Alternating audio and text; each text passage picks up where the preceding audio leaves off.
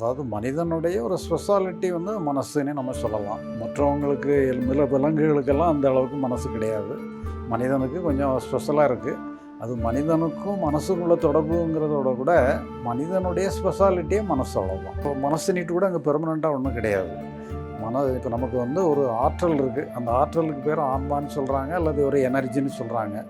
அந்த எனர்ஜி வந்து கண்ணு மூலமாக வெளிப்படும் பொழுது அது காட்சின்னு சொல்கிறோம். காது மூலமாக வெளிப்படும் பொழுது சப்தம்னு சொல்கிறோம்.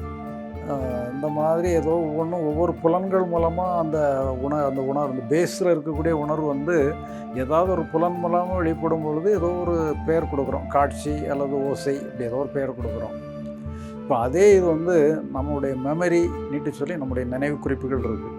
அந்த நினைவு குறிப்புகள் மூலமாக வெளிப்படும் பொழுது அதுக்கு பேர் மனசுன்னு சொல்கிறோம். வேறு மனசுன்னுட்டு அங்கே ஒன்றும் பெர்மனண்ட்டாக கிடையாது.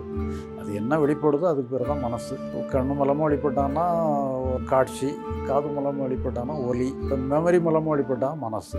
அப்படியே அந்த மாதிரி நாமளே ஒரு பெயர் கொடுத்துருக்குறோம். வேறு மனசுன்னுட்டு அங்கே பெர்மனண்ட்டாக ஒன்றும் கிடையாது.